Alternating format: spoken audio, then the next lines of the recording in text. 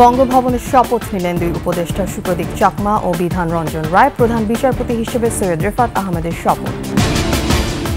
মতিঝিলে ইসলামী ব্যাংকের হেড অফিসে সন্ত্রাসীদের গুলি দখল নিতে পাল্টাপাল্টি অবস্থান, 6 জন গুলিবিদ্ধ। ছাত্র আন্দোলনে ডিজিটাল ক্র্যাকডাউনে জড়িতদের বিরুদ্ধে ব্যবস্থা নেওয়া হবে, জানান আইসিটি উপদেষ্টা।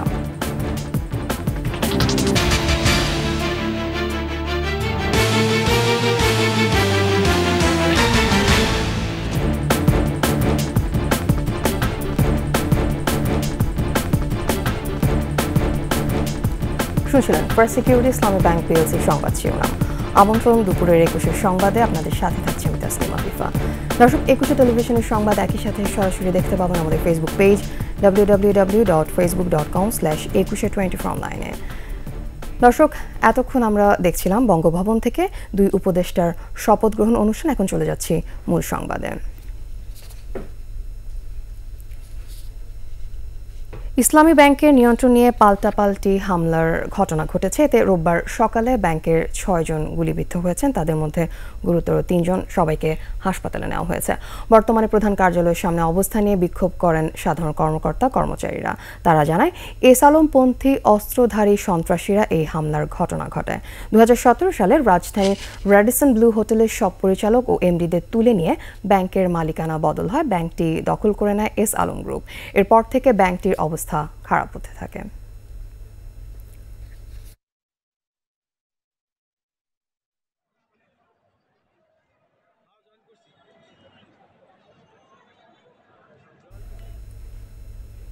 পদত্যাগ করলেন পুঁজিবাজার নিয়ন্ত্রক সংস্থা বাংলাদেশ সিকিউরিটিজ অ্যান্ড এক্সচেঞ্জ কমিশনের চেয়ারম্যান অধ্যাপক শিবলি রুবায়াতুল ইসলাম। শনিবার রাতে সামাজিক যোগাযোগ মাধ্যম হোয়াটসঅ্যাপের মাধ্যমে আর্থিক প্রতিষ্ঠান বিভাগের সচিব মোহাম্মদ আব্দুর রহমানের কাছে তার পদত্যাগপত্র জমা দিয়েছেন। শিবলি রুবায়াতুল ইসলামের বিরুদ্ধে শেয়ার বাজারে নানা অনিয়মের অভিযোগ রয়েছে। এছাড়া বিনিয়োগ আকর্ষণের নামে বিদেশি রোড শো করা এবং শেয়ার বাজারে কারসাজিকারকদের নানাভাবে সহায়তা করায় তিনি ব্যাপকভাবে সমালোচিত ছিলেন। পদত্যাগের আগে শেষ মুহূর্তেও গত বৃহস্পতিবার তিনি সালমান এফ রহমানের বেক্সিমকো লিমিটেডের ফ্লোর প্রাইস প্রত্যাহারের আদেশ জারি করেন।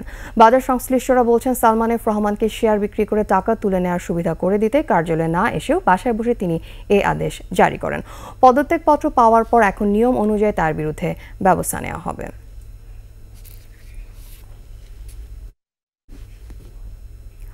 ছাত্র আন্দোলনের সময় ডিজিটাল ক্র্যাকডাউনের সাথে যারা জড়িত ছিলেন তাদের বিরুদ্ধে ব্যবস্থা নেওয়া হবে বলে জানিয়েছেন আইসিটি উপদেষ্টা নাহিদ ইসলাম। আর পরিবেশ জলবায়ুকে সুরক্ষায় প্রয়োজনীয় উদ্যোগের কথা বলেছেন সৈয়দা রিজওয়ানা হাসান। কৃষি, মৎস্য, প্রাণী সম্পদ ও কর্মসংস্থানকে প্রাধান্য দেওয়ার কথা বলেছেন সংশ্লিষ্ট মন্ত্রণালয়ের উপদেষ্টারা। সচিবালয়ে সাংবাদিকদের সাথে কথা বলেছেন তারা। মফিউর রহমানের সহায়তায় আদিত্য মামুনের রিপোর্ট। আন্দোলনের সময় ডিজিটাল ক্র্যাকডাউনের সাথে যারা জড়িত ছিল তাদের বিরুদ্ধে ব্যবস্থা নেওয়ার হুঁশিয়ারি দিয়েছেন অন্তর্বর্তী সরকারের ডাক, টেলিযোগাযোগ ও আইসিটি উপদেষ্টা। গত আন্দোলনে যে ডিজিটাল ক্র্যাকডাউন আমরা বলেছি ইন্টারনেট বন্ধ করে, তার তদন্তের জন্য আজকে আমি ব্যবস্থা নেব যে কেন এই ঘটনাটি ঘটেছিল এবং কারা সেটার সাথে জড়িত ছিল। ভবিষ্যতে যেন ইন্টারনেট বন্ধ বা গতি কমানো না হয় সেদিকে নজর রাখা হবে বলেও জানান তিনি। কৃষির সাথে মৎস্য ও প্রাণী সম্পদকেও যেন সমান বিবেচনায় নেওয়া হয় সেদিকে দৃষ্টি দিয়ে এ খাত থেকে পুষ্টি ও নিরাপদ খাদ্য নিশ্চিত করার কথা জানান মৎস্য ও প্রাণী সম্পদ উপদেষ্টা। নিরাপত্তা বলতে আমি বুঝি যে সেফটি কথাটা, যেটা যে মুরগিটা খাবো সেটা যেন নিরাপদ হয়, মাছটা খাবো সেটা যেন নিরাপদ হয়, সেই জন্য সে কারণে এটা এবং জীবন জীবিকার সাথে সম্পর্ক। পরিবেশ ও জলবায়ুকে সুরক্ষার লক্ষ্য নিয়ে কাজ করে যাবার দৃঢ় প্রতিশ্রুতি দিয়েছেন সৈয়দা রিজওয়ানা হাসান। প্রত্যাশা হচ্ছে যত তাড়াতাড়ি কাজটা শুরু করা যায়, সামগ্রিক প্রেক্ষাপটটা একটু স্থির হয়ে আসলে কাজটা শুরু করে দেব। জনমানুষের চাহিদার প্রতি মনোযোগ দিয়ে কাজ করতে সবার সহযোগিতাও চান অন্তর্বর্তী সরকারের উপদেষ্টারা। আমরা সবাই মিলে একসাথে যদি কাজ করতে পারি। আদিত্য মামুন, 21 টেলিভিশন, ঢাকা। সংবাদ নিচ্ছি বিরতির পর্যায়ে থাকবে। টাকা উত্তোলনে বাংলাদেশ ব্যাংকের নতুন শর্ত। আজ থেকে বৃহস্পতিবার গ্রাহকরা তুলতে পারবেন 2 লাখ টাকা।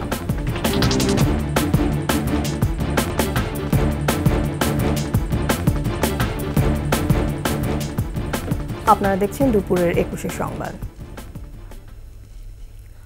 ব্যাংক থেকে নগদ টাকা উত্তোলনের নতুন সীমা আরোপ করেছে বাংলাদেশ ব্যাংক। আজ থেকে বৃহস্পতিবার পর্যন্ত গ্রাহকরা নগদ 2 লাখ টাকা পর্যন্ত উত্তোলন করতে পারবেন। বাংলাদেশ ব্যাংক জানায়, নগদ উত্তোলনে সীমা বেঁধে দেওয়া হলেও যে কোনো পরিমাণ নগদ অর্থ স্থানান্তর ডিজিটাল লেনদেন করা যাবে। এছাড়া চেকের মাধ্যমে লেনদেন তদারকি জোরদার করা ও সন্দেহজনক লেনদেন বন্ধ করারও নির্দেশ দেওয়া হয়েছে।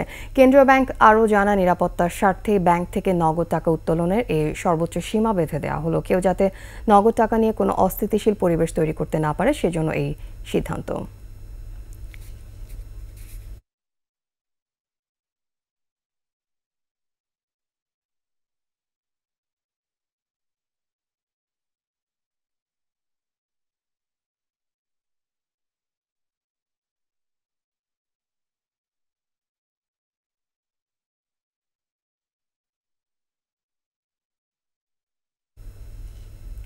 দেশের অন্যান্য জায়গার মতো আওয়ামী লীগ সরকারের পতনের পর ক্ষোভের আগুনে পুড়ছে রাজশাহী। সরকারি অফিস, থানা, পার্ক, ব্যবসা প্রতিষ্ঠানে ভাঙচুর, লুটপাট চালানো হয়। বিক্ষুব্ধ মানুষের সাথে অনেক স্থানে যোগ দেয় সুযোগ সন্ধানী দুর্বৃত্তরা। ধারণা করা হচ্ছে শহরে ক্ষয়ক্ষতির পরিমাণ কয়েকশো কোটি টাকা ছাড়িয়ে যাবে। হাসান আল মুবিনের ক্যামেরায় রাজশাহী বিভাগীয় প্রতিনিধি বদরুল হাসান লিটনের তথ্যে ডেস্ক রিপোর্ট। প্রধানমন্ত্রী শেখ হাসিনা পদত্যাগ করে দেশ ছেড়ে চলে যাওয়ার খবর ছড়িয়ে পড়ার পরই রাজশাহীর রাস্তায় নামে মানুষের ঢল। কিন্তু জনতার বিজয় উল্লাসের পাশাপাশি রাজশাহী জুড়ে ধ্বংসযজ্ঞের ঘটনাও ঘটেছে অনেক। সরকার পতনের পর রাজশাহী নগর ভবনে আগুন দেওয়া হয়। ভবন থেকে ল্যাপটপ ও কম্পিউটার সহ আসবাবপত্র লুট করে দুর্বৃত্তরা। পুড়ে যায় ভবনের 2টি ব্যাংকের শাখাও। পুড়িয়ে দেওয়া হয় সিটি মেয়রের বাসভবন। আমাদের 3টা গেট ছিল, 3টা গেট আক্রমণ করে ভেঙে ফেলে চতুর্পাশ থেকে আমাদের ঘেরা করে সব মালামাল লুট করা শুরু করে। আমরা প্রশাসনের আশ্রয় নিয়েছি, প্রশাসন পাইনি। অনেক চেষ্টা করছি, আমাদের উপরে স্যারেরা, বড় স্যারেরা অনেক চেষ্টা করছে প্রশাসনের সাহায্য নিতে, কিন্তু আমরা করতে পারিনি, রক্ষা করতে পারিনি। বিল্ডিংটা সরকারি হতে পারে, কিন্তু যারা ব্যবসা করছে তারা বাইরের। আমরা তাই বলেছি, এটা বাইরের, এদের ব্যক্তি, মানে এদের লাভটা কি? নগরীর সিএনপির মোড়ে মেট্রোপলিটন পুলিশ সদর দপ্তরে আগুন দেওয়া হয় 5 আগস্ট সন্ধ্যায়। সারা রাত চলে লুটপাট। নগরী সহ রাজশাহীর 11টি থানা লুট করে অস্ত্র ও গুলি সহ আসবাবপত্র নিয়ে যায় দুর্বৃত্তরা। হামলা থেকে বাদ যায়নি হাইটেক পার্ক ও রাজশাহী চিড়িয়াখানা। পার্কের নিচতলা থেকে 10 তলা পর্যন্ত সব আসবাবপত্র লুট করেছে দুর্বৃত্তরা। চিড়িয়াখানা থেকে লুট করা হয় মাছ সহ পশু পাখিও। সরকার পতনের দিনই আমাদের অনেক কিছু লুটপাট হয়েছিল চিড়িয়াখানা থেকে। চেয়ার টেবিল সব লুটপাট হয়েছে, তবে রিসেন্সেরও সব মালামাল লুটপাট হয়েছে। প্রায় 120-25টা মতো কবুতর ছিল। কবুতর, রাজহাঁস, চীনা মুরগি, টিয়া, ঘুঘু, মানে কোনো কিছুই রাখেনি। শহরে পত্রিকা অফিস সহ রেস্তোরাঁ ও কনভেনশন সেন্টারে চলে ভাঙচুর। 13-14 কোটি টাকার ক্ষতির আশঙ্কা করছেন প্রতিষ্ঠানগুলোর কর্মচারীরা। পরিস্থিতি ধীরে ধীরে কিছুটা উন্নতি হয়, ক্ষতি নিরূপণের উদ্যোগ নিয়েছে সরকার। আমরা আশা করি যে সকলের সমন্বিত প্রচেষ্টায় শান্তিপ্রিয় যে রাজশাহী সেটি ভালো থাকবে। আর যে পরিমাণ ক্ষয়ক্ষতি হয়েছে, এক কথায় আসলে মূল্যমান বলা কঠিন। 600 বিভাগ তাদের জরিপ কার্য করছে, কার কীরকম ক্ষতি হয়েছে। সামগ্রিকভাবে হয়তো সেটি আর একটু সময় লাগবে। এদিকে সাধারণ মানুষ থেকে শুরু করে সবারই চাওয়া পুনর্গঠনের পাশাপাশি শহরে ফিরে আসুক শান্তি শৃঙ্খলা। Banushree Dolly, desk report, 21 television. শেষ করছি দুপুরের 21 সংবাদ। যাবার আগে ফার্স্ট সিকিউরিটি ইসলামী ব্যাংক পিএলসি সংবাদ শিরোনামগুলো আরও একবার। বঙ্গভবনের শপথ নিলেন 2 উপদেষ্টা সুপ্রদীপ চাকমা ও বিধান রঞ্জন রায়। প্রধান বিচারপতি হিসেবে সৈয়দ রিফাত আহমেদের শপথ। মতিঝিলে ইসলামী ব্যাংকের হেড অফিসে সন্ত্রাসীদের গুলি, দখল নিতে পাল্টাপাল্টি অবস্থান, 6 জন গুলিবিদ্ধ। ছাত্র আন্দোলনে ডিজিটাল ক্র্যাকডাউনে জড়িতদের বিরুদ্ধে ব্যবস্থা নেওয়া হবে, জানান আইসিটি উপদেষ্টা।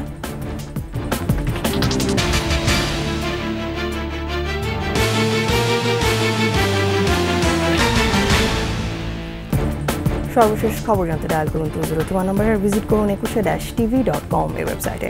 এছাড়া ফেসবুকে লগ ইন করতে পারেন facebook.com/2124 অনলাইনে। এতক্ষণ সাথে থাকার জন্য ধন্যবাদ। পরবর্তী সংবাদ বিকেল 2টা 55 দেখার আমন্ত্রণ রইল। 21-এর সাথে।